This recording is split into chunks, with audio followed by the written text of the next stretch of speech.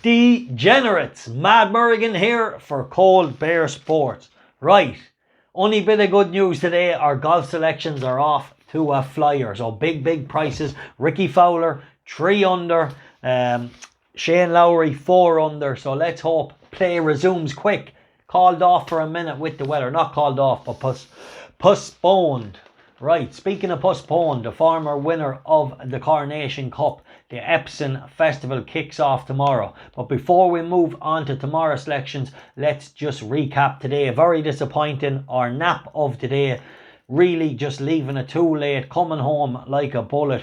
And yeah, what can I say? 3 runners in, or however many runners in the race, and you find a little bit of trouble in the last furlong. Not trouble, but just had to switch outside one horse to make its challenge, and that's enough to beat you. It's fine margins in this game. Anyway, we won't dwell and we won't cry, because our golf selections are bang there, and yeah, they're massive prices. So happy out, good start to the day. Let's move on to tomorrow, where the winners are at.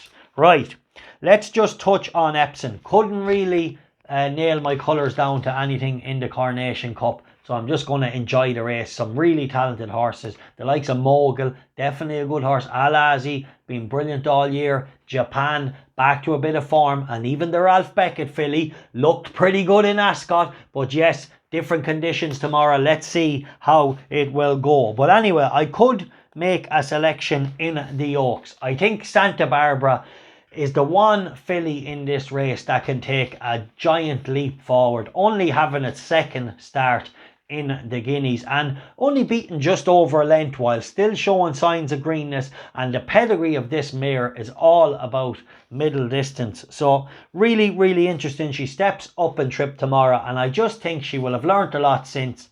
And I'm sure Aidan O'Brien will have turned the screw a little bit more, and we could see this filly take a big step forward. She's around 11-4. I think she's a good price now, because that run is like on her second start, while being that green, still only losing out by just over a length. You know, she definitely has the physique to improve, and she definitely has the profile. So Santa Barbra to take a big step forward tomorrow and put in a good performance. Now, another interesting horse. Yes, it's short price. I think he's around 6-4. Irish Admiral, 2:35 at Epsom tomorrow. This horse comes back in trip to a mile. Well, it's 1 mile and 100 yards, so stiff mile, let's say. 1.25 miles in York the last day. Travelled like much the best horse, and definitely will come on for the run, and coming back a little bit in trip, definitely going to help. So I really like this horse tomorrow, so 1 point win on him as well. And then I want you to double up Irish Admiral and Santa Barbra, a 1 point win double. I think there are 2 horses tomorrow that can take a big step forward on their comeback runs. So we'll leave that there. Then we're going to go to Tramore, the 5:45 Ramez. So this is a Son of Sea the Stars. Jaxie, Keith Donoghue in the saddle.